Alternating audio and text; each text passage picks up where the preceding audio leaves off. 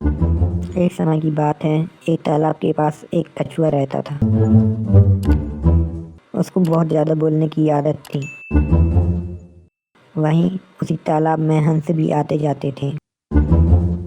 धीरे धीरे हंस और कछुए में काफ़ी अच्छी दोस्ती हो गई।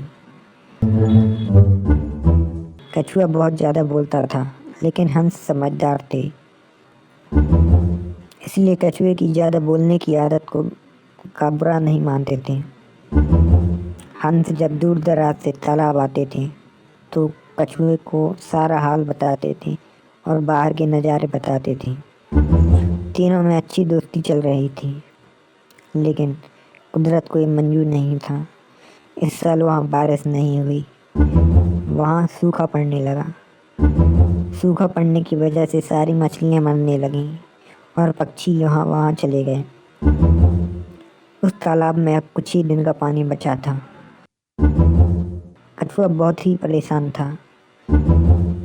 दूसरा तालाब वहाँ से 50 मील दूर था। वह दूसरे तालाब में जाता तो उसके पहले ही वह मर जाता।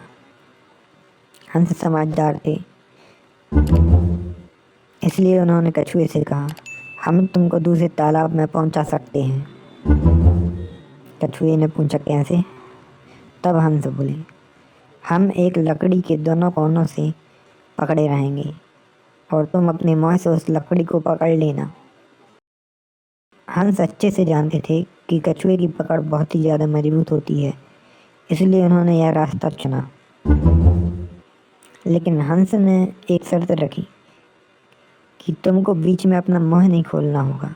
यदि कुछ बोलोगे तो अपनी जान गंवा दोगे। कछुआ राजी हो गया साथ चलने को। योजना के अनुसार वो तीनों एक तालाब से दूसरे तालाब जा रहे थे। तभी रास्ते में खड़े लोग यह नज़ारा देखकर अचंभित हो गए। कछुआ ये सब देख रहा था, लेकिन कछुए को तो बोलने की बहुत बुरी आदत थी। उसने यही बात बताने अपना मुंह खोल दिया और सीधा नीचे गिरकर अपनी जान गंवा दी।